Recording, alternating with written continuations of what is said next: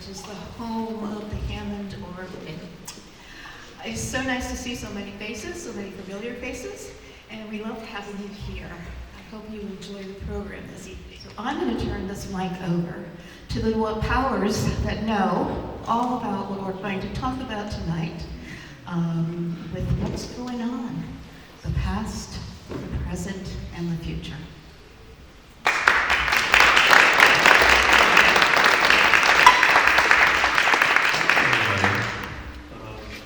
Welcome back, or welcome if this is your first time. I know, speaking for Peter and myself, we're both very happy to see everybody here today. As many of you know, this is the part two to a two-part lecture series that we've given. The first being the history of Hammond's pipe organs from his previous home all the way up to where we are today in the castle. The disclaimer that I will give is I see some familiar faces, I see some new faces, so I know it's a combination of both. Because this is the part two, there are some things that I covered the first time that I'm not going to talk about the second time, but there are going to be some facts and points of interest that I will cover twice. So what I will tell you is our first lecture was recorded and it's on YouTube and it's been doing very well, so if there's anything that you have questions about the history that I don't touch on, and that we don't touch on a couple of things, that video's there, and people seem to like it. So that's there if you have more questions, and obviously we'll have questions at the end as well. So the first lecture was focused primarily on the history of the organ and its creation. So how Hammond put it together.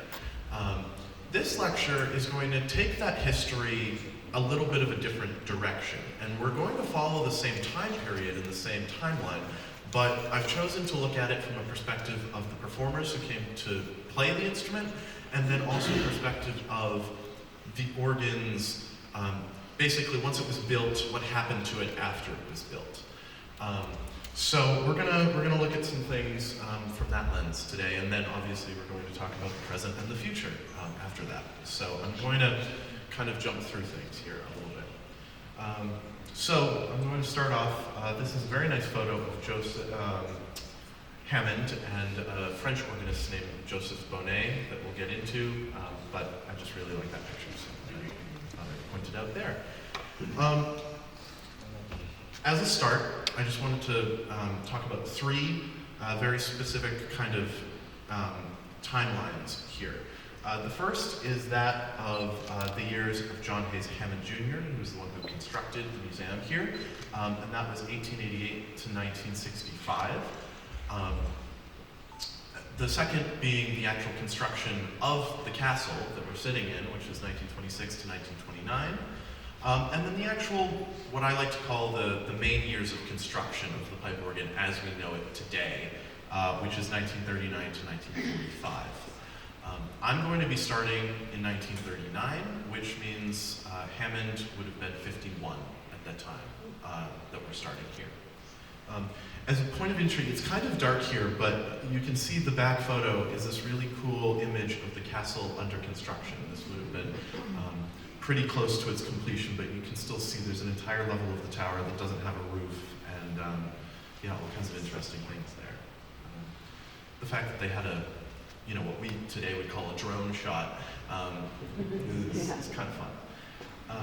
And then this is Hammond around roughly this time period. So I want to start in 1939 with two documents that Hammond wrote to two different friends of his. The first was the noted organist T. Tertius Noble, who was the organist of St. Thomas Church, New York City. And this is a letter that he wrote. He was friends with T. Tertius Noble for a very long time, even before he built the castle. But he's writing here to share what he's been working on with T. Tertius. And the interesting point of this letter that he pulls out is kind of this middle paragraph here, where he says, "Next to building a house, this seems to be one of the major undertakings in life, but once it's done, it has a fair continuity, unlike ships that are constantly going to pieces."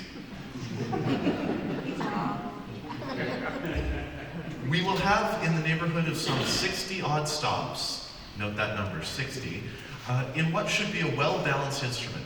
I am delighted to be working with Mr. Skinner in his factory. That's Mr. Skinner being Ernest M. Skinner, the organ builder, very famous in the Boston area and across the world, really. This second letter is to a friend of his, Mr. Quimby, who doesn't really have much to do with the organ here. He was just a friend of Hammond's. He was very interested in trolley cars and other mechanical systems, but I believe he also had a house organ himself. But the important part is, again, this kind of second paragraph here, which I love. It's put in Hammond's kind of very classic, witty method of talking. And he says, I have been living, so this is him talking about his former residence. He says, I have been living in the suburbs of an organ for some years. It managed to push me out of my first home in Gloucester, as I lived on a relatively restricted site on the edge of a cliff. After 3 years, I found myself practically camping on a shelf of rock overhanging the water, with the organ occupying the best part of the house. I decided, therefore, to build a house which would take care of the future as far as the organ was concerned, with a few adjacent bedrooms, etc., for myself. So, I mean, we look at this, he's clearly being humorous. I don't think we should take this to mean that this entire place was built just for the organ. We know Hammond had so many varied interests, but just in the way that you might highlight your specific interests to your friends, I think this was him really hyping up the fact that he had an organ here. So, you know, take that as what it is. However, what comes down here is he talks about, you know, the building that he's built, and he describes it, but then he says the instrument that he's built has five choruses, each under a separate expression. The choirs are roughly divided into different sections, and each of these choirs represents some 20 to 30 stops. So do that math, 20 times 5, we're a little bit more than 60, and it's 2 years later, something like that. So I think those are two very important things to keep in mind, is his love of the place and the organ, and then also the fact that it is clearly growing out of control. He likes that though, that's fine. So, now like I said, I'm going to take this history through the performers who came and played here. So, we're going to go by the decade. So, 1940s. The first person I want to talk about I've already brought up, and that's T. Tertius Noble. This is a picture of T. Tertius Noble, and the letters that I have here are Hammond writing to T. Tertius, trying to get him to come see the instrument that he's been building. And an interesting point here for the organ community is that he has a paragraph where he talks about his work with Ernest M. Skinner. And he says, you may not know it, but it is largely through me that Skinner's firm kept on its feet for almost a year. They were in a fairly desperate state. So he says something here where he wasn't only friends with Skinner, he wasn't only purchasing things from Skinner, but he was financially supporting Skinner for a little bit here. This other letter is just talking about his developments on the organ and how he, you know, just how it's growing. The next person that I want to talk about is Paul Calloway. Now, Paul Calloway was the music director of the Washington National Cathedral around the same time. He was a good friend of T. Tertius Noble, and Hammond writes to him and, you know, just catches up with him, invites him to the castle, just another person to add to the list of important people that Hammond was talking to at the time. I actually especially like his wording in this letter where he says, I hope that outside of being a genius, you will remain alive, because remembering the 48 out of the 24 hours that you put in the way of work while I was in Washington. to visit you. So quite an interesting way to put it. The next person is Joseph Bonnet. Joseph Bonnet was a French organist who came to the U.S. and was very big in concerts and concertizing. And he was really the first person to come and make a public recording on the instrument. And honestly, one of the first people to really make this organ public, because up until this point in 1941, the organ had still been being built and it was just kind of being shown off privately by Hammond to his friends. So he recorded this album of music for the Victor label, and it's 10 pieces. All are honestly really nice recordings for being 1941. And I have a little 30-second snippet of one of them that we can listen to. The important part that I want to note about all of these is that all of the recordings I have as part of this presentation were recorded right here.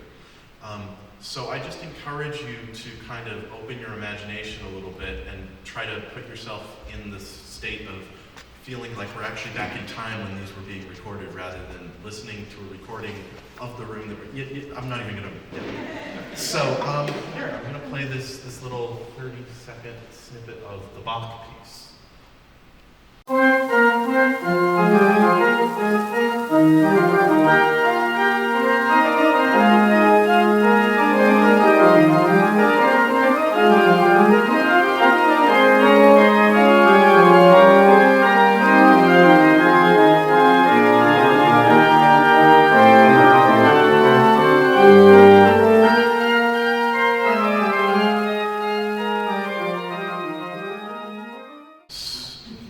Just a little snippet. I will say in advance, we are working on getting as many recordings as we can made public. I can't really play too much longer snippets throughout the presentation, otherwise we'd be here for 5 hours. But we're working on making a lot of things available. So the next person. Sorry. So this was Dieter Schnobel, Paul Calloway, and Joseph Bonnet. The organ had been progressing the way it was. They had worked with Ernest Skinner, they had worked with different organ builders that they had collected sets of pipes from, and then one of the other builders that they had worked with extensively was G. Donald Harrison, and he had supplied a number of sets of pipes for various parts of the instrument. It was right around this time that he writes a letter to Hammond, and he says, "Should you seriously consider opening up another chamber, I believe the most crying need is for a secondary and not necessarily large swell division," which is a section of the organ, "more in accordance with tradition, keeping your present swell as a string organ, which is what it really is after all. With an extra swell division added and a choir organ made over, and also with the completing of the grate, you would have 3 divisions which are looked for by every organist that plays the instrument. And these very things have been mentioned to me by Bonnet and others to whom I have talked about this instrument." So, and then he included this proposal for what he wanted to install. This is important to bring up because G. Donald Harrison was identifying very soon something that stood out about Hammond's design of the organ, which was it was not necessarily traditional. I'll talk about this a little bit later, but just to get into it here, Hammond was a big proponent of following an organ designer named George Ashdown Audsley. And Audsley had this concept that an organ, all the different sounds in the organ should be organized the way that they are in an orchestra, in a symphony orchestra. So you have pipes that sound like strings in one section, pipes that sound like reeds in another section, everything like that. What we kind of got into in the other presentation was that in putting together the organ here at the castle, he partially followed that plan, and then because he was collecting parts from really all over the country, that plan kind of fell by the wayside a little bit. So what you ended up with is an instrument that is kind of half following Audsley and then half slightly more traditional only by the fact that those are just the parts that he collected. So that's just an interesting thing. This is 1941. We've only had really 3 major well-known people in here so far, but they've already identified this. So the next person I want to talk about is E. Power Biggs. And this is a name that I don't think most people in the organ world would think was involved this early, all the way back in 1941. But E. Power Biggs was a very famous organist, especially in the Boston area, and especially later towards the end of the 50s and the 1960s for a completely separate organ movement, a style of tonal and playing. But he was very clearly active before that, and he had written to Hammond. We have multiple letters between them where they were friendly. And essentially what he does is he writes to Hammond in 1941 and says, "My friend Leo Sowerby just wrote a piece," Leo Sowerby being another famous organist who was from the Chicago area, and he said, "I would like to premiere my friend Leo Sowerby's piece here at the castle." And that they did. So this is an excerpt of an ad from a magazine called The Diapason, which is where this was published. And it was, he recorded and not only recorded and performed, but they broadcast on the radio this premiere of a program of modern organ music with a composition by Leo Sowerby, a piece for the viola and organ. So this is just a letter from E. Power Biggs speaking about Sowerby and that he would be interested in doing the composition. What I will say for recording benefit, and also really for the benefit of everyone in the room, I'm just kind of jumping through these a lot. I do have a lot of images of letters and things. I'm just going to kind of jump through and explain them as we go. But because we're recording this lecture, the slides will be on that recording. So if you wanted to go through and pause and actually delve into each letter, you can do that once the recording will be up. So now we've got T. Tertius Noble, Paul Calloway, Joseph Bonnet, and E. Power Biggs. And up till this point, they've been dealing with an instrument of roughly 100 stops. That's different sounds on the organ. And then 3 manuals, as you can see in this picture of Joseph Bonnet. And then it was split up into these divisions of the great, the swell, the choir, the solo, which had been added in 1942, the reed chorus, and the pedal. So just to speak a little bit on the Audsley concept, the reed chorus is really, it's just reeds, like trumpets, trombones, things you would expect. And then what is labeled the swell here is, in reality, has mostly strings in it. So he's kind of following Audsley in 2 of his divisions, but then everything else looks more like a traditional organ. So this brings us to this point where now you have people playing, recording, and they're dealing with this organ, this instrument of 3 manuals. So Hammond decides that they've outgrown what they have to work with. So there's a series of major changes that happened from 1944 to 1945. The biggest one is that G. Donald Harrison adds 6 ranks of pipework up here in the balcony, right here. Up until 1944, there was nothing. There was actually what those pipes are now sitting on. It was originally an open ceiling to the hallway that is right below there. So you would walk through the hallway and it would just be open to the main Great Hall. He also added Aeolian pipework from Opus 1539, which was a house organ from New Jersey, and he added that to this space behind the console. So you can't really see it because of the curtains, but there's actually a good number, it's about 20 sets of pipework located in behind here. And then he had the Austin Company of Hartford, Connecticut, build him a 4-manual organ console, and that's what is pictured here. So now by the time that he was done with this set of major changes, we had an instrument with 4 manuals, 4 keyboards, roughly 130 stops now. And then these divisions didn't really change that much, but he had the great, the swell, the choir, the baroque, which is what he called this area, the positive, which actually, to be fair, in reality, he called this entire area the Baroque, but I'm trying to make a clear delineation. The reed chorus and the pedal.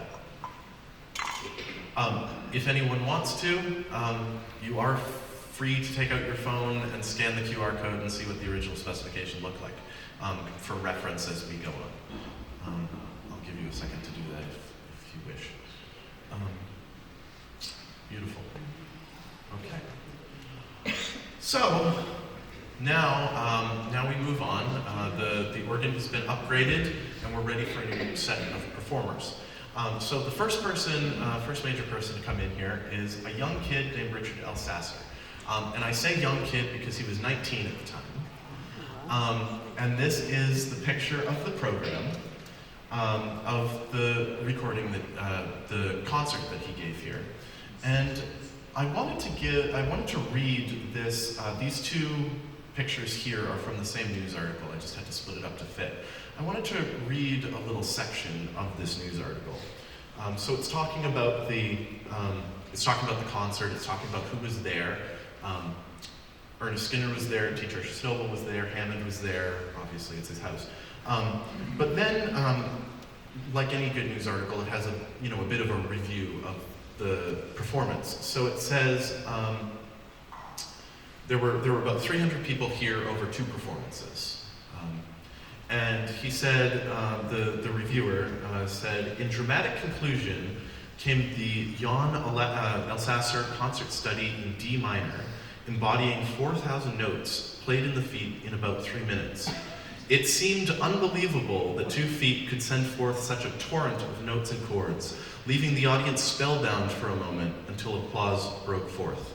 Response was enthusiastic throughout the program, which was given twice to accommodate those who wished to hear. The performance was recorded for Mr. Hammond's collection. So, like I said, we just digitized most of the performances. And I really am happy to say that we can now hear what the news article was talking about. So what I've done, because it's about a 6-minute piece, or a 3-minute piece, I've taken the first 30 seconds and I've taken the last 30 seconds so that it's enough to hear. So I'll play that for you now. So again, imagine you're part of that audience from 1946.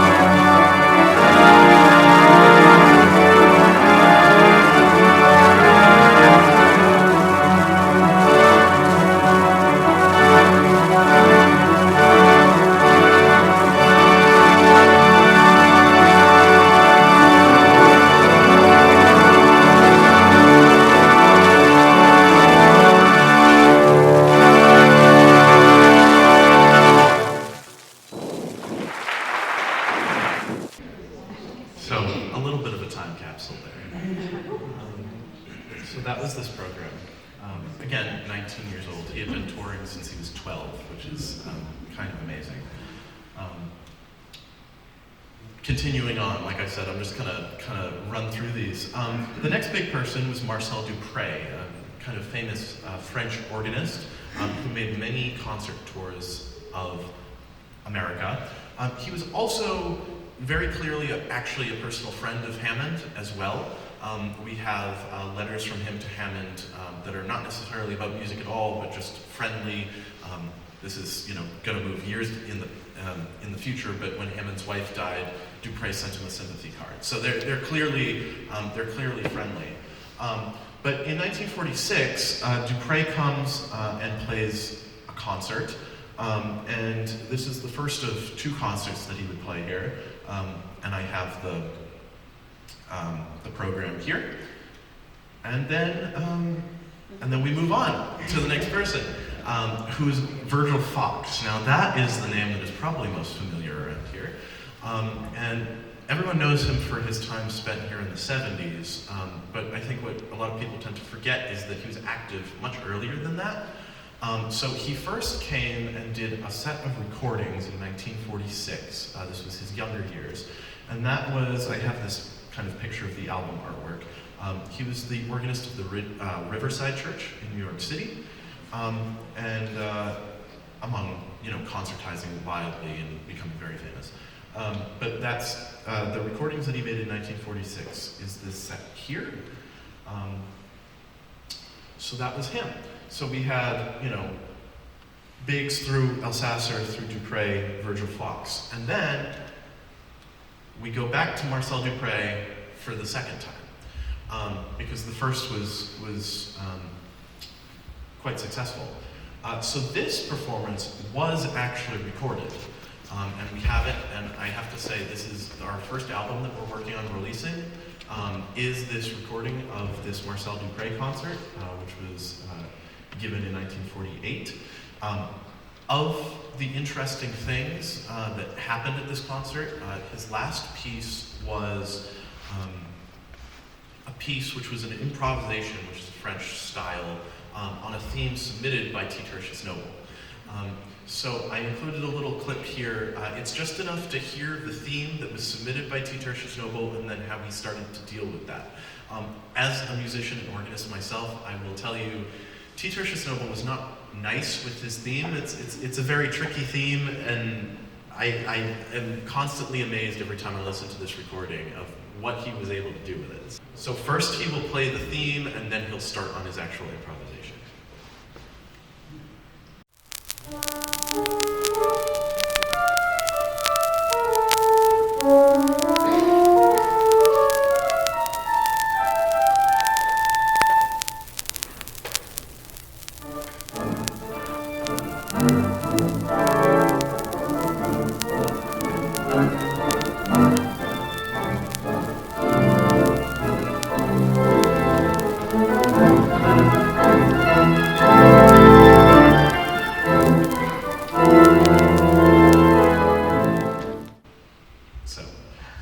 Soon that recording will be up.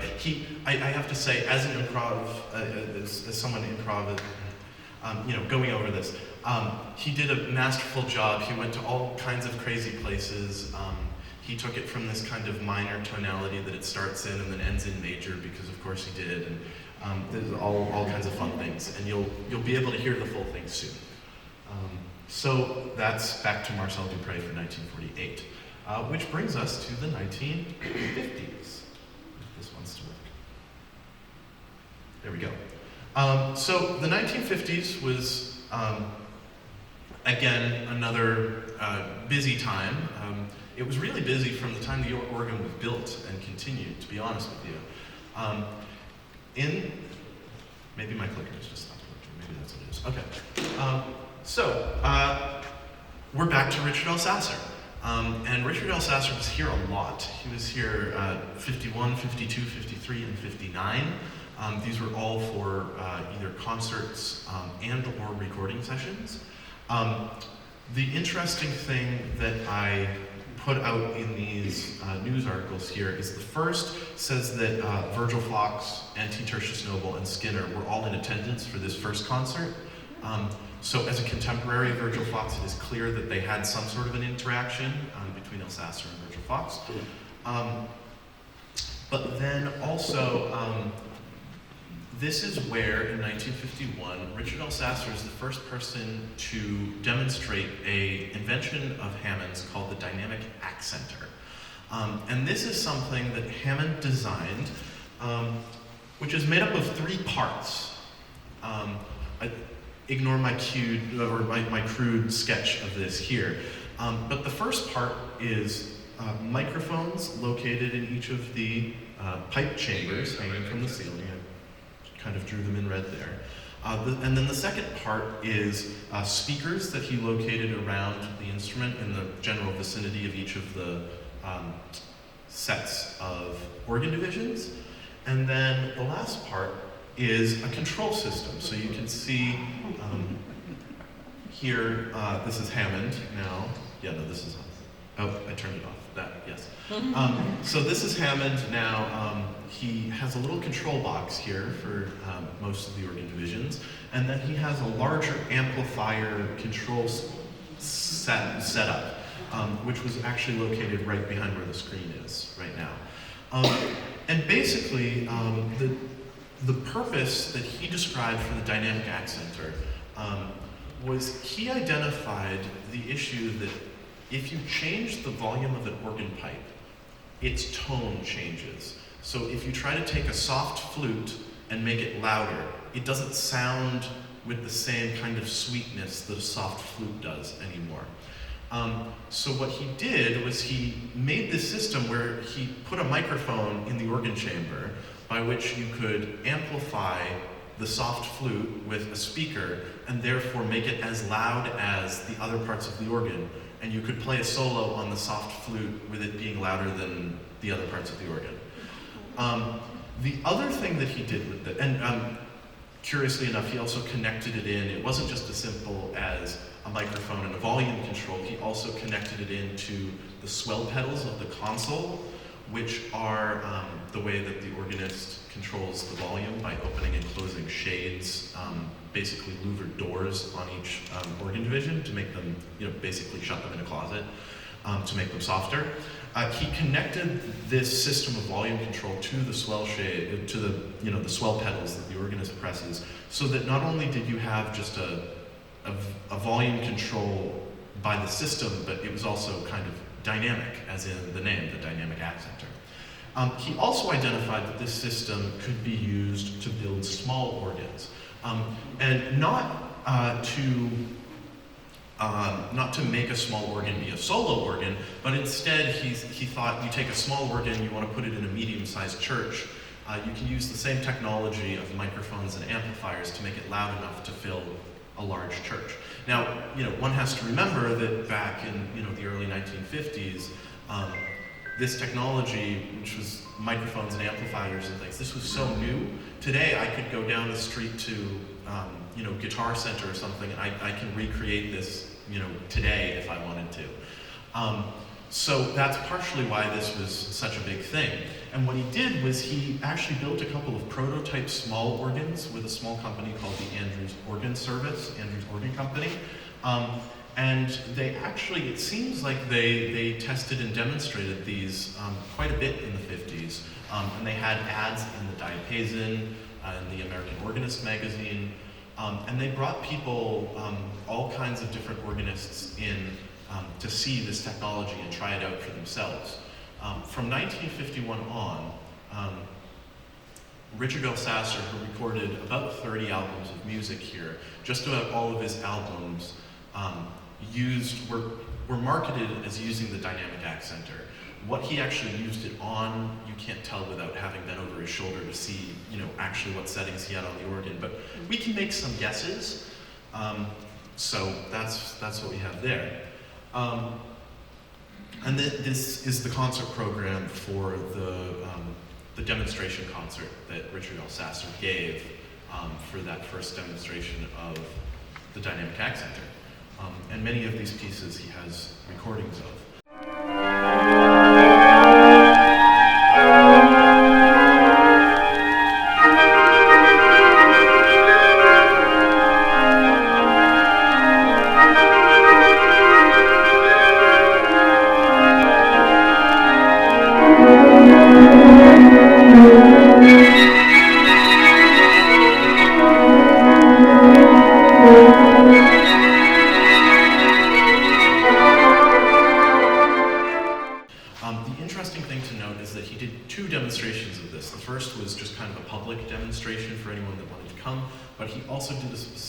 Demonstration for the American Guild of Organists chapter, which was in the area at the time. So very much, marketing to organists.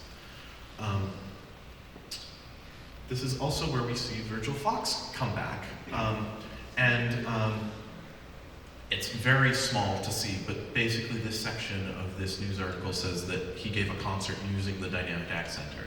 So it's not just Richard Elsasser, they're trying to get the other performers to play. And Virgil Fox was in here 51, 52, 53, 59, And these are just kind of a selection of different concert programs from various concerts throughout that period. Now, this is where we see Hammond wanting more organ.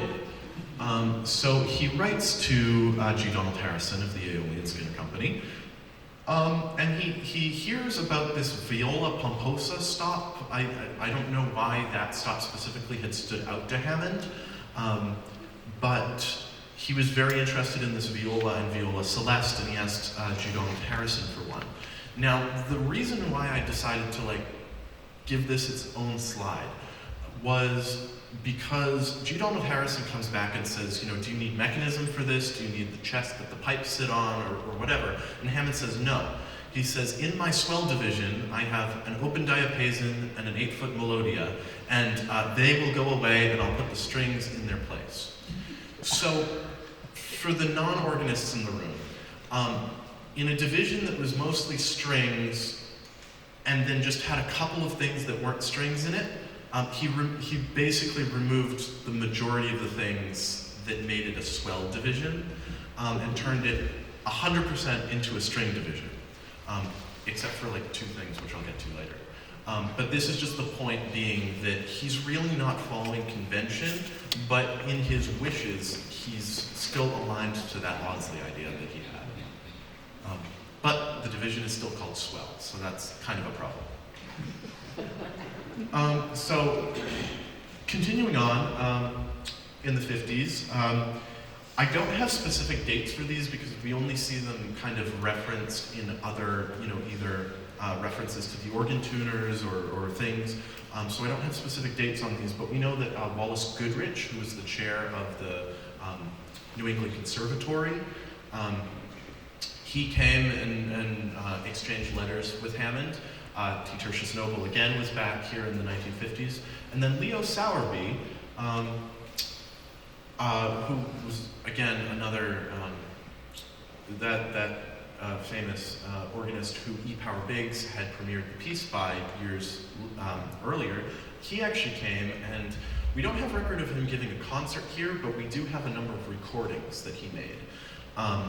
So of these, he played a piece by himself. He played 2 pieces by this man named Garth Edmondson, who was a personal friend of his, a Catholic Church organist and composer.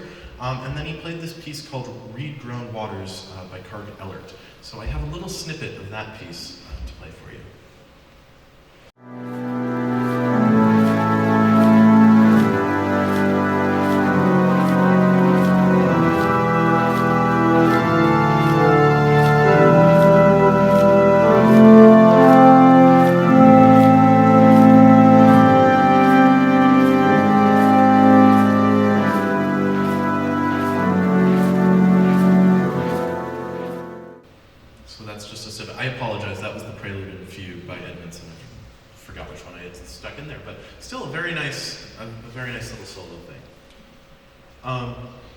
So here we get 2 very fun letters which happen around the same time. And I don't know how many people, having talked about the Hammond Castle organ, have come up against the people that say, well, is that the same as a Hammond organ? Which is, Lawrence Hammond was the inventor of the Hammond organ, which is a kind of a tone wheel, analog-based, electric generative instrument, which it's kind of has the qualities of an organ, and they market it towards churches, but really no relation to the pipe organ that we're talking about today. However, they both have the same name. People keep confusing them. So we actually have 2 great letters where Hammond, John Hays Hammond writes to Lawrence Hammond, and then Lawrence Hammond writes back. So John Hays, this was 1954, said, "Dear Mr. Hammond, it seems that I have ridden to fame at the desk of your organs. I hope that my torpedoes have been also friendly to you. I hope that sometime we can get together and that you can visit this museum.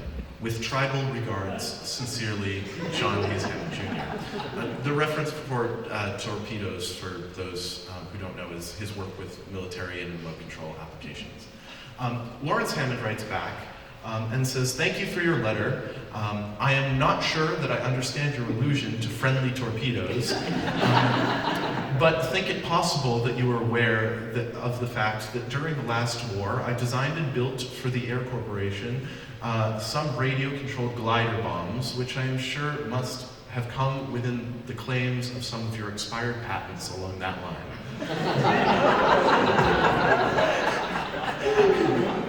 I would like very much to meet you sometime, as people frequently ask me whether I am related to you. If I am in your neighborhood, I shall ask to visit your museum. So we don't know if that ever happened, but it's definitely a great exchange, and puts to rest many questions about, did they know each other, all that. So now we're on to the 1960s. So we're back with Virgil Fox, and he gave three performances in 1960, and he gave some more performances in 1961. So these are just the three concert programs from his 1960s recitals. The next person that we have are a couple of miscellaneous people. These are going to be interesting for people from the Boston area. The first is this man named Doug Rafter, and he was the organist at Park Street Church at the time. And this is a letter that he wrote. Basically, he had actually come to one of the Virgil Fox concerts from the previous slide, and around the same time he had visited the museum and gotten a little bit of time to play the organ, and he was just thanking Hammond for that. The second is so this is a letter from the chair of the Harvard Radcliffe Organ Society, which today is just known as the Harvard Organ Society. It's essentially the club of student organists at Harvard. It's a group that's still going on. I've attended meetings. I've actually played in one of their concerts. It was just nice to see that there's, these groups were coming to visit the instrument.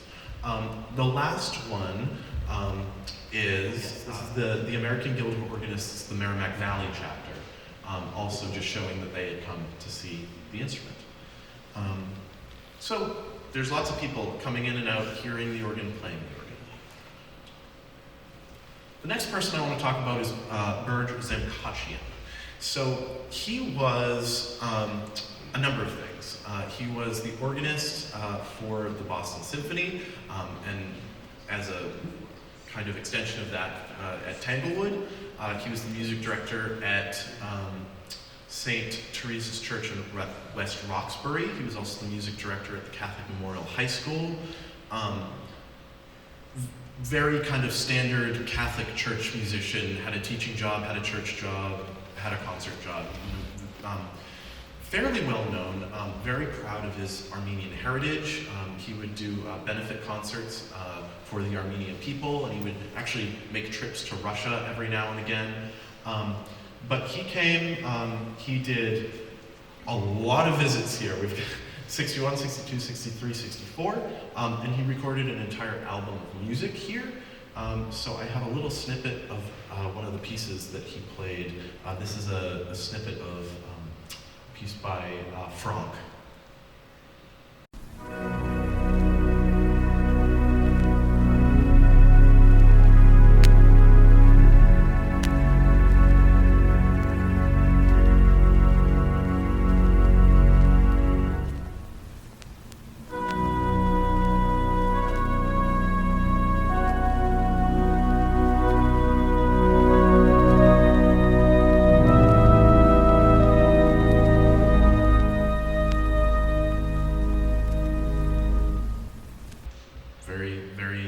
Strong use of the strings on that recording.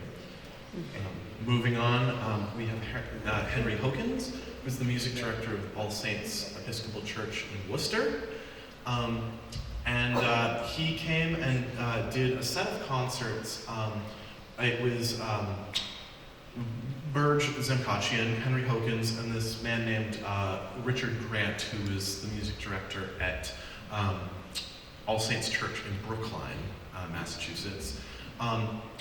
I threw Henry in here because he's fairly well known in the Worcester area, and he had a number of, he did concerts and things in the area. So Boston, Worcester area musicians might know that name.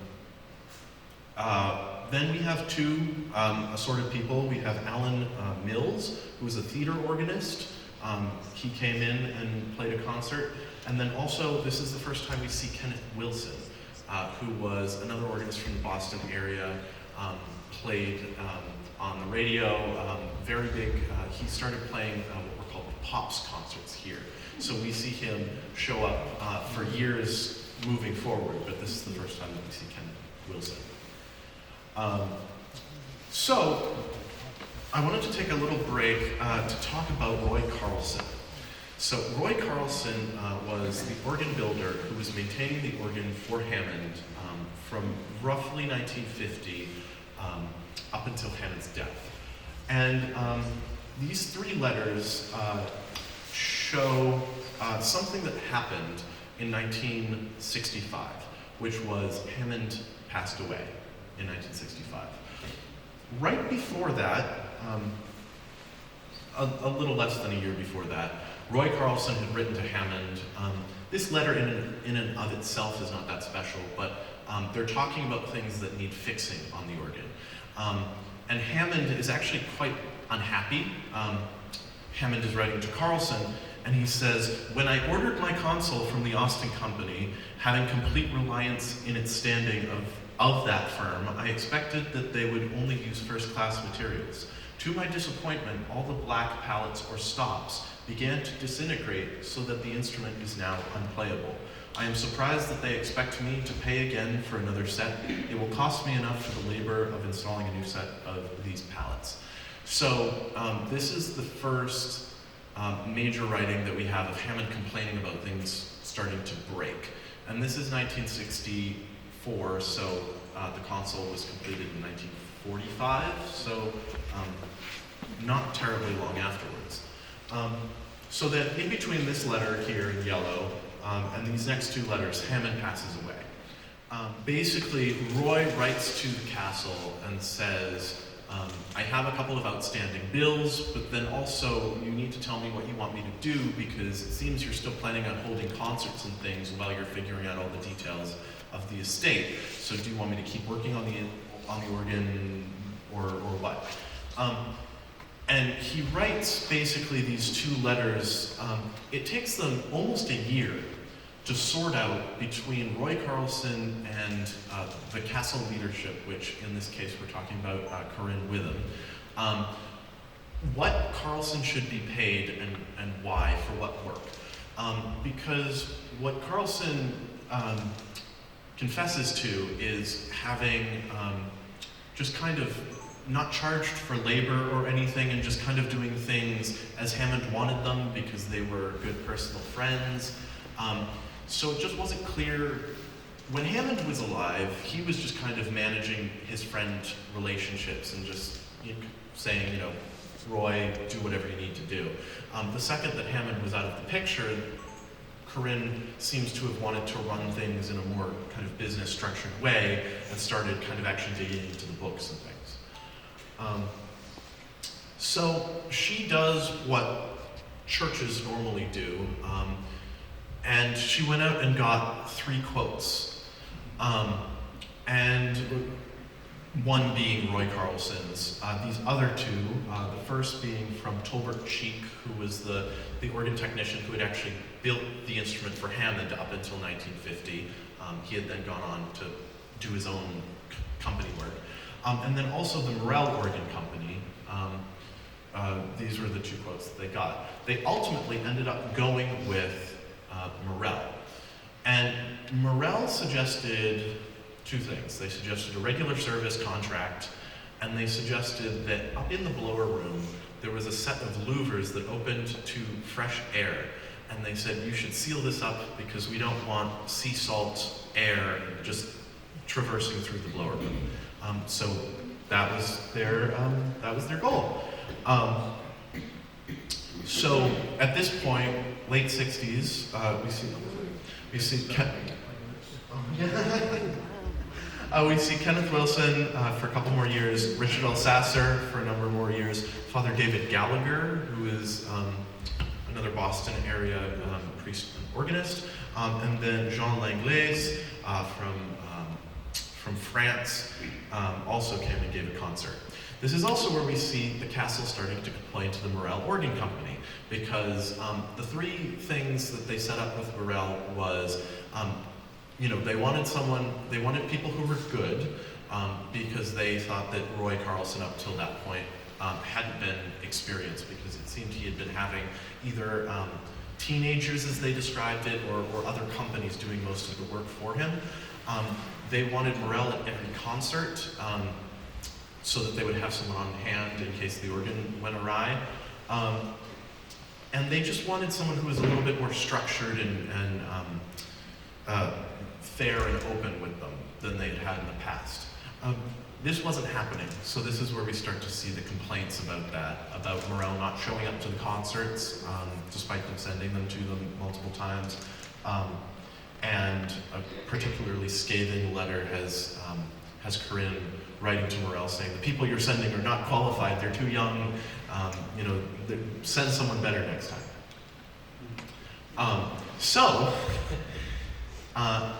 After one particularly interesting day where Richard L. Sasser was here to record and they couldn't get anyone to fix the organ, they had called up the C.B. Fisk Company, which was right down the street in Gloucester, and someone from C.B. Fisk came over and made a repair, did some sort of an emergency repair.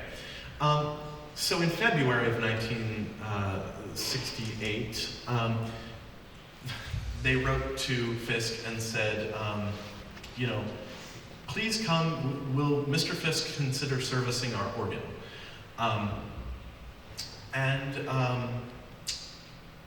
We hope that Mr. Fisk is well on his road to recovery. Apparently he had been ill. But then also, what Fisk did was they wrote back and said, unfortunately, we can't help you, but here, send a letter to Conrad Olson, who was kind of a minor organ technician builder in the Massachusetts area at that time. He did a lot of work rebuilding organs. So we have the letter here on the end of where they actually wrote to Conrad Olson. I don't know where it went from that, but clearly he never came to work here. In the middle, in March of 1968, this is where we have evidence of the castle starting to sell off some parts of the organ, probably to pay down bills or get things out of the way. And they sold the organ player mechanism and all the rolls, which were the method that the organ used to automatically play music. And they sold the majority of them to just a man in New Jersey. They actually had ads out in the American Organist and Diapason magazines. It was about a year-long process before they actually found someone willing to buy the quite literally hundreds of organ rolls. So that happened there.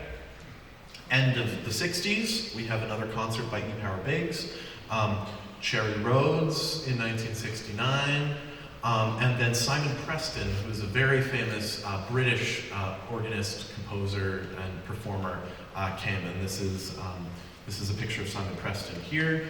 You can see kind of the background of the castle, and then another recital by E. Power Biggs. So this would have been in the time of the late 60s was where people would have expected to have seen Biggs. This is a set of letters, again to Morel, explaining the fact that the organ is breaking down and we're annoyed about it. There's all kinds of issues, and they're just complaining. So then we get into the 1970s, and I will keep speeding through here. Start of the 1970s, we have a very dynamic group of people. We have Pierre Cochereau from France, Richard L. Sasser again. Doug Rafter now has turned from visitor to performer. Lee Irwin, who is a famous theater organist, and then Kenneth Wilson again.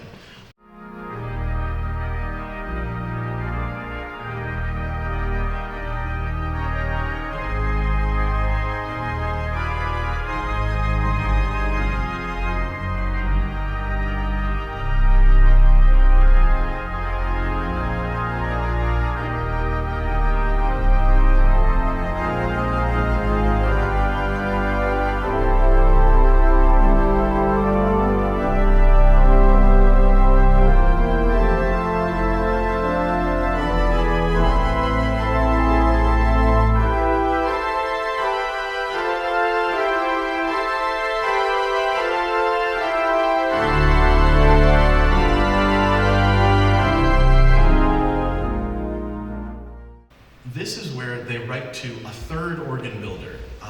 They had more issues with Morel, so they wrote. They had a man named William Laws II came in and did a repair, and much like they had done in the past, the organ.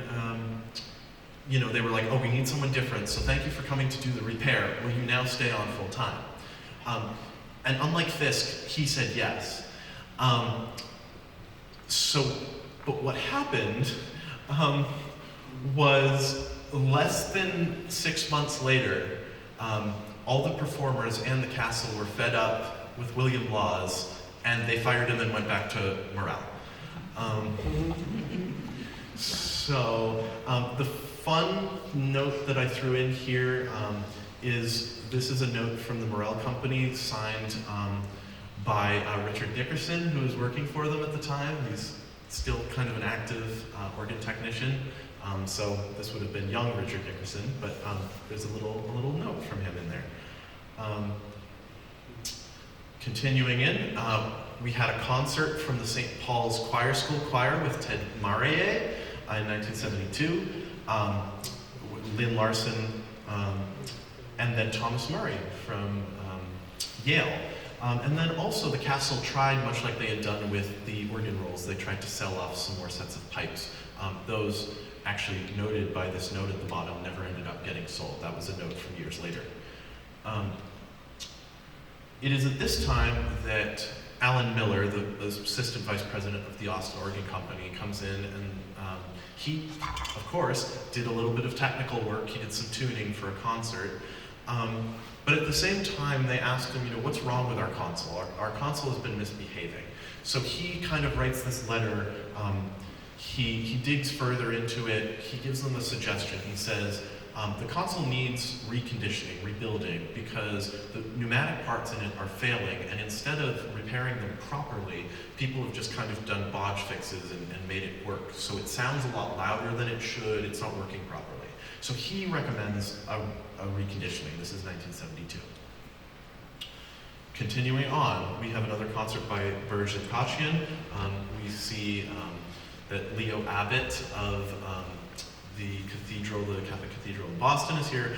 Doug Marshall, the protege of Virgil Fox, was doing quite regular concerts.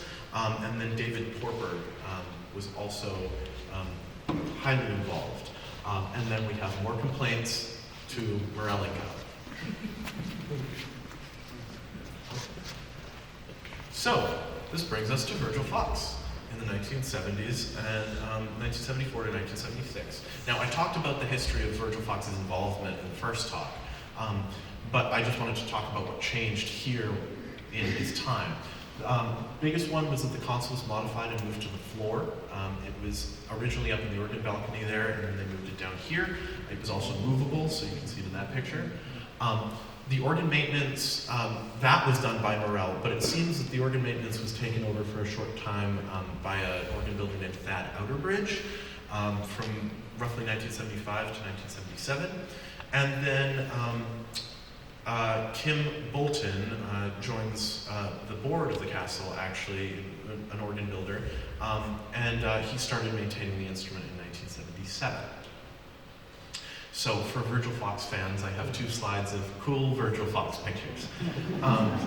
Virgil, that's his mom, Bird, and then more Virgil Fox pictures. So, 1980s. This is, I'm actually not going to play the whole video for time, but this is Doug Rafter, and he recorded a short video in promotion because the castle was starting to, they wanted to restore the organ from the state that it was in. So Doug Rafter recorded just a short kind of promotional video for them. It's going to play anyway. Okay, and what happened in that project was this was the organ restoration effort, and Peter can speak to this to greater detail because he was quite intimately involved. But that organ restoration effort had 2 phases that they were planning. The first was a new console, and then the second was a general overhaul of all other parts. So what happened in that time from 1983 to 1986 was the new console. So these are some cool photos of the console in construction, and then when it was brought down, that's this, they actually craned it down across the wall, so you can see them having brought it in there. So in the 1980s, they marked the completion of what they called the initial organ restoration, which was that console part, in 1986, and that was this Doug Rafter concert, which you can see the program for. And then Doug, basically was here for a very long time, all the way through the 80s. Leo Abbott gave a concert in 1988. Mark Anderson, who comes in the next decade, played his first concert here. And then we have names, a couple of familiar names. Charlie Callahan, Peter Krasinski, Nicholas Kinniston, who was another famous British organist, Hector Oliveira, and again, David Corber. All people in and out of here during that time. So then we go to the 1990s, 2000s. We see Doug Rafter for a very short time before his death. And then this is an area where we see Mark Anderson. So Mark Anderson was an organist, really traveling around, but he spent a lot of his time in Boston, a lot of his time in New York City. And he had these 3 years, 1990, 1991, and 1995, where he was listed as the house organist. And there's all kinds of intrigue and communications surrounding that. But in 1995, we do have record that the castle signed a one-year contract with him to maintain the organ at that point. Not quite sure what, if anything, was done through that contract. They might have just signed it and then it didn't end up actually going anywhere. But I will play the clip of music that I have from here because I think it's very telling for the way the organ sounded by 1995.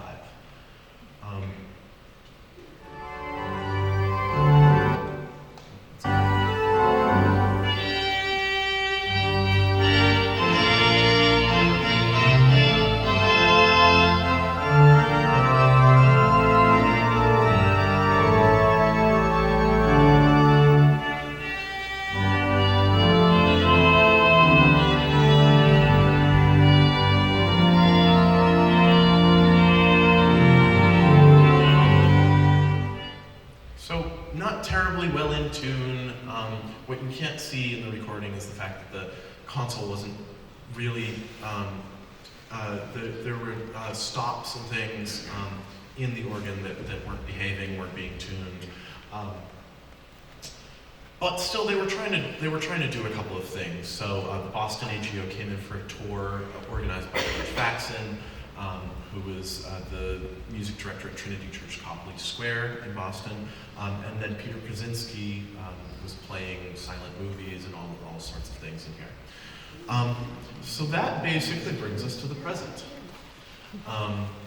And because what happened was early 2000s, 1995, the organ had gotten to a state where it wasn't playable anymore. So the museum made the decision to stop using it for things and essentially turn it off. So where we pick things up is, 2021, 2022, and we find things like this. Now these are pictures of the interior of the organ. These are problems that, as we've documented, had been going on for a very long time, from the 1970s, from the 1960s, documented cases of water ingress and damage and taking things out to fix them and whatever. But it was all exacerbated by the time that it was left to sit as well. So these are some pictures. You can see some water damage and fallen plaster here. You can also see that it's kind of a very tight space. Everything's really packed in there. There's lots of pipes that you can see. Two more pictures. Water damage. This is leather falling off of those pipes, and then a wooden pipe that its front is falling off, and just kind of general dust and dirt. This is an entire set of pipes that has fallen down. That is not a chamade. And then more pipes. You can see these pipes here had been pulled out of their racks because they were probably making noise when they shouldn't, so they pulled them so they wouldn't make noise. And then some more issues of like damaged things that have been repaired, and then also this is a whole set of pipes that's like really elevated, and I don't see any clear ladder to get up there, do you? And then we also had this console from 1985. Definitely served its time well for the time that it was played, but you know, we identify it's definitely overcrowded and confusing and very different from the consoles that had come before it, I think one could say. So we have to take all of this into our consideration when we talk about the future. Yes.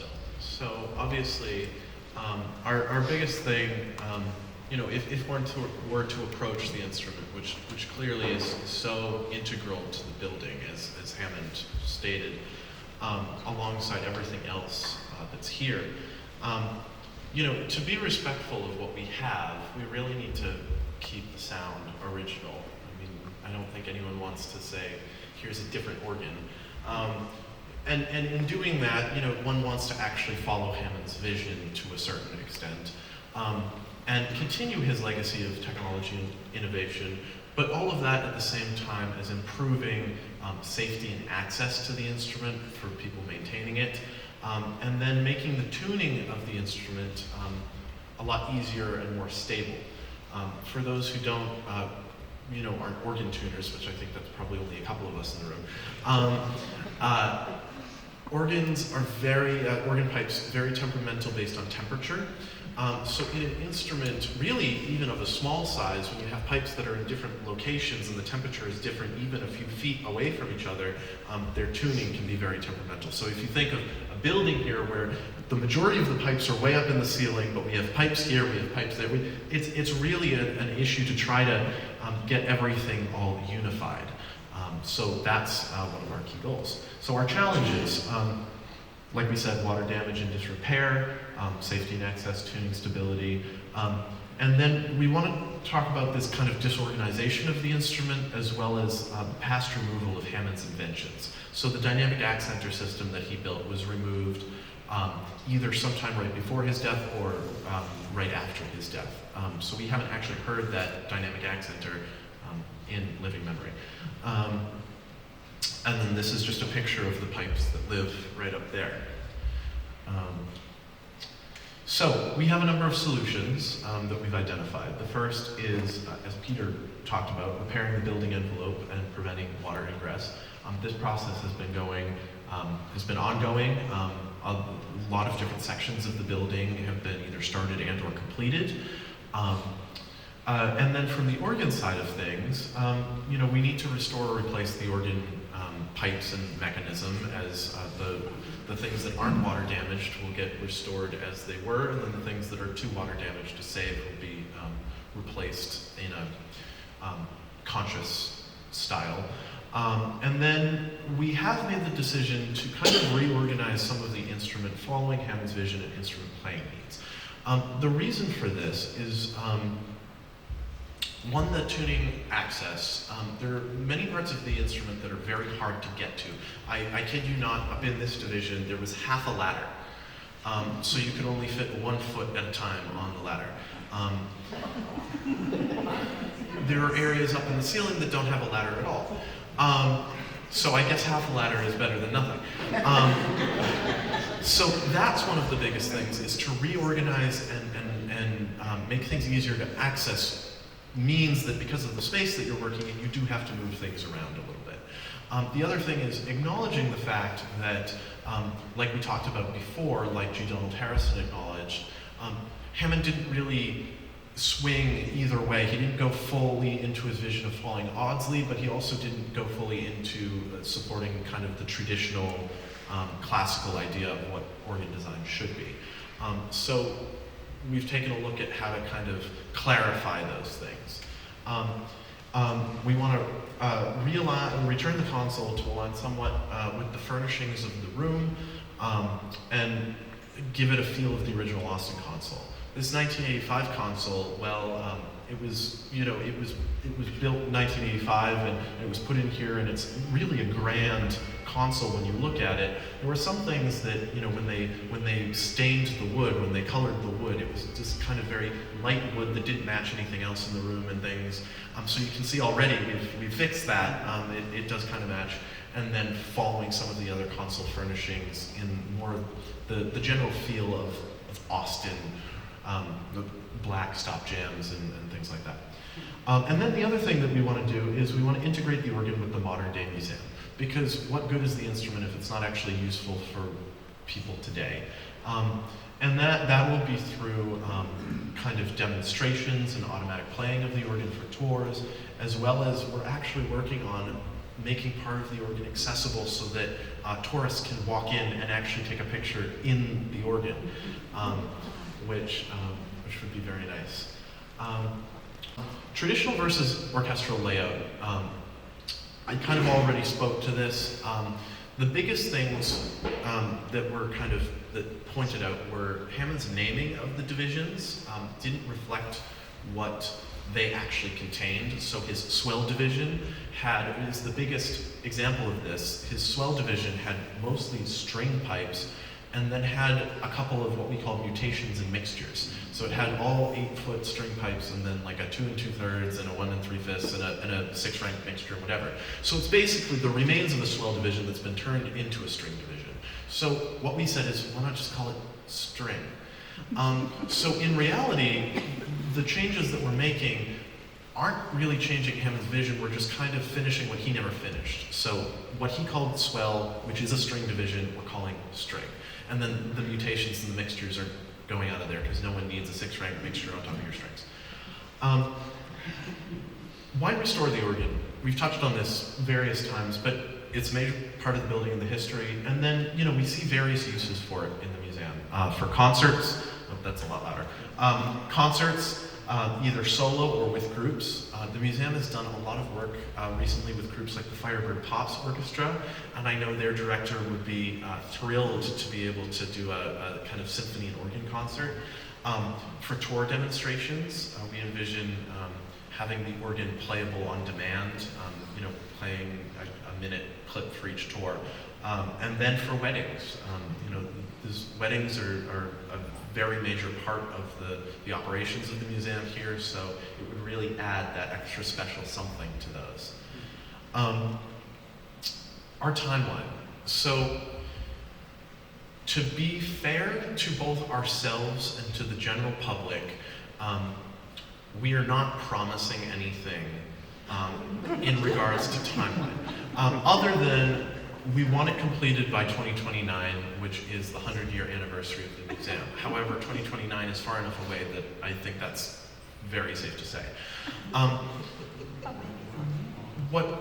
Because no one wants to overpromise and underdeliver, right? So what we are striving for is getting this core part of the museum back as soon as possible in a structured approach so that we can actually get music playing as quickly as possible. So we have a structured project with split up to the start of the Great Division, positive and pedal divisions, remaining Great Division, orchestral and fanfare divisions, which are the top level. And the reason, I will explain, the reason why we decided to do the orchestral and fanfare divisions is before the swell and string, which you would think you would want to do first, is orchestral and fanfare, despite being kind of the fun divisions with all the cool stops that everyone likes to hear, they're actually the higher divisions. So if we're working on those first, we don't want to let any dust fall onto the already restored divisions below them. So there is some thought into that. John? Yes? Could you back up one slide? Nope. Could you point out to people where these divisions Yes. Okay, so the Great Division is here in the wall, where you can see the light. It's in this whole area behind these two facades. And then the positive and pedal divisions. The positive is the area in the center underneath the rose window, and then the pedal is this whole area down here. Now this is a big thing that we're changing. is in Hammond's design, he had every stop was almost an independent set of pipes, which is actually kind of non-traditional for an orchestral style instrument. But what he did was, because he was trying to find space for everything, the pedal stops are kind of mixed up throughout the building. So there was some pedal stops in the Great Division, there were some pedal stops up in the ceiling, there were some pedal stops on the floor. What this causes is, when we talk about tuning and distance, is you know, you have some of your pedal is going to be in tune with the stuff up there, and then some. So we want to unify everything. So what we've decided to do is move all of the pedal flue work, which are the pipes that air blows through them, it vibrates itself through the flue of the pipes. These are the wood and metal pipes. Is going to live down here on the floor. There's already a majority of it here, but we're just bringing everything. It's like the pedal mixture and the Gemshorn are still upstairs, and just have everything together. The pedal reeds are going to stay upstairs where they are, and they're already enclosed in the solo. So we get some enclosure on them. So they'll stay up there, because the reed chorus, which we're re-envisioning as a fanfare division, we want all the reeds together.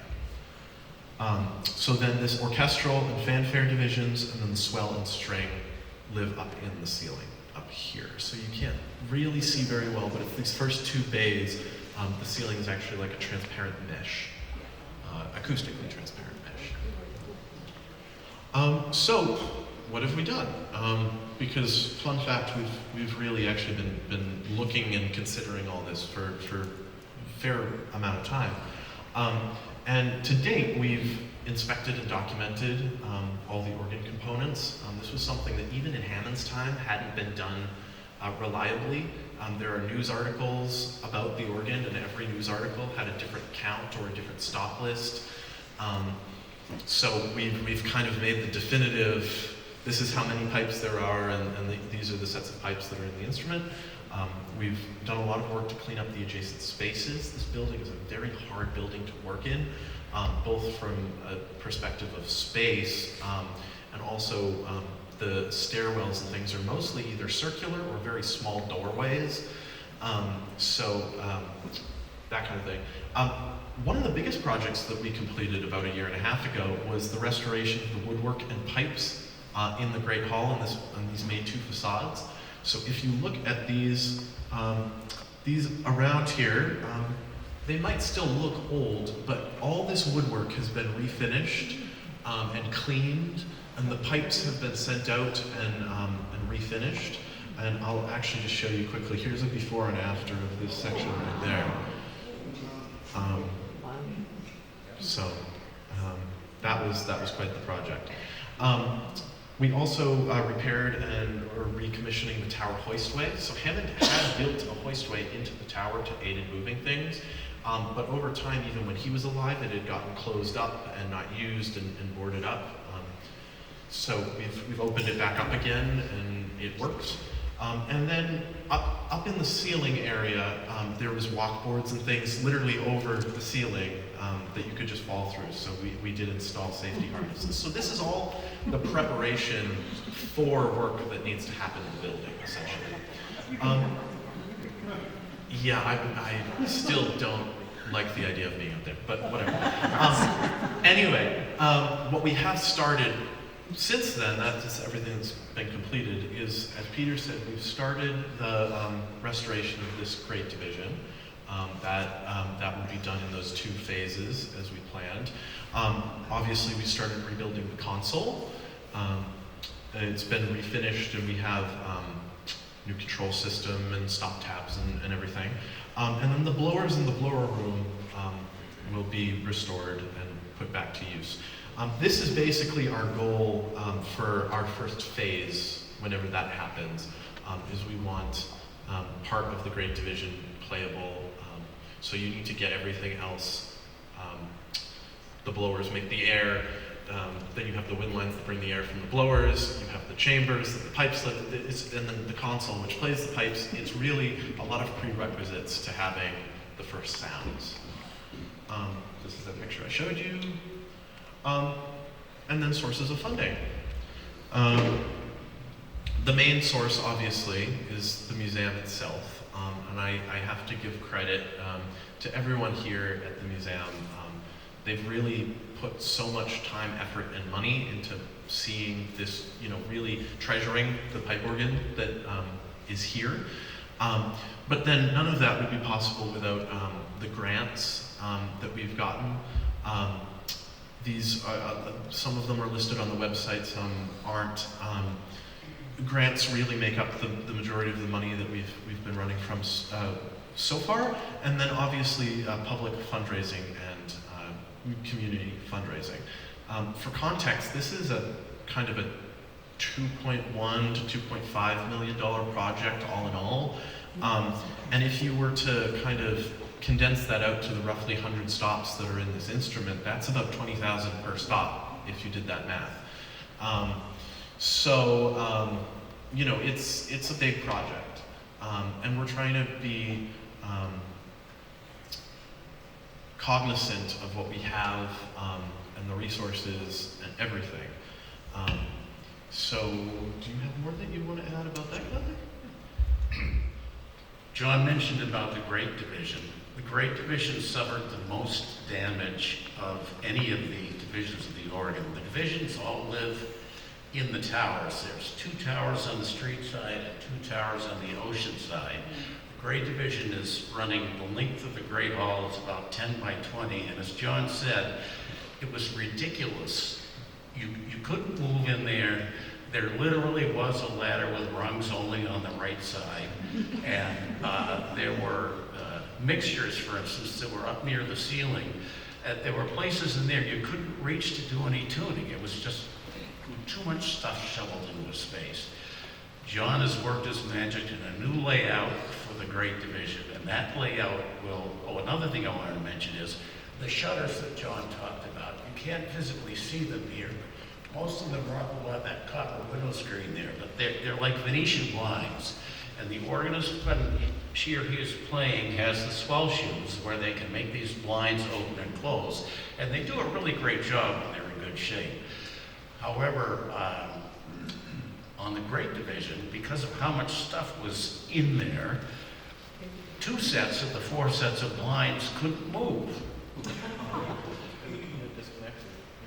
And the water damage was so bad that the conditions of the walls and the ceiling had deteriorated. And from the point of view of acoustics, you want to be able to get the sound of the organ pipes efficiently out into the space.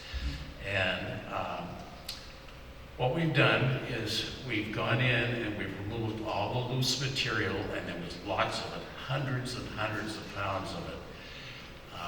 And we have repurged all of that and then resurfaced that with 2 layers of plaster so that the high frequencies, especially low frequencies, will travel very easily no matter what the wall is like. If you've heard a band playing at some location and you're out in the parking lot, you can hear the bass guitar from 2,000 feet away sometimes.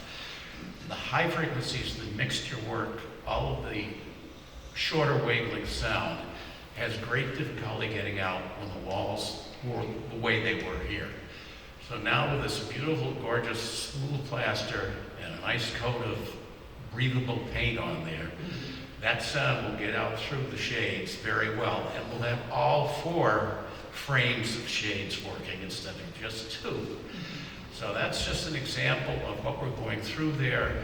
We're about to put LED light fixtures up in there. We're doing LEDs everywhere in this building, and it's come out quite well, and it's saving us a lot of energy at a time when energy is getting a lot more expensive. So we have lights going in there, we have more power going in there. You'll be able to see and hear each division so that we can bring up a division, the lighting will come up, the sound will come up, and it'll all be organized in a program that John puts together so the guides can come here with their iPad, just do a couple little strokes on there and be able to bring up the organ demo. And the organ demo can be easily changed and adjusted. So that's something that's very exciting. The Great Division, as John said, will be the first part of the organ where we are able to actually play. That we hope will be coming relatively soon. And it won't be, those of us who've heard the organ at its best, it'll literally vibrate the building. It's so powerful on full organ. That's not to say that's what we want all the time, but the dynamic range of the instrument is huge. So you can go from the quietest little passage to really something you can feel as you sit in here. Another thing we'll be able to do is we'll be able to have seating in the courtyard area. It'll be reduced price. You won't be able to see as much out there, but we want as many people to be able to enjoy this as possible. And I think, Linda, we're also thinking about having some online concerts and things of that sort. So there's a lot of things in the works. We're very excited about it. And I also want to thank John, who at times when I'm busy doing other things related to the board, is able to step in, and he's done a fantastic job of understanding the George Ashdown Audsley approach to things and the other approach that Hammond was looking at. And with the new layout that we have, you'll be able to reach any chest in any of the divisions, do anything you have to do for maintenance. All the shutters will work, all the sound will come out, and everything will be much easier for a visiting organist to understand when they first sit down at the console. So it's something I'm really excited about, and I'm very thankful for the work you did and the preparation for this tonight. That's all I've got. I'll hand it back to John, and then Linda may have some closing remarks.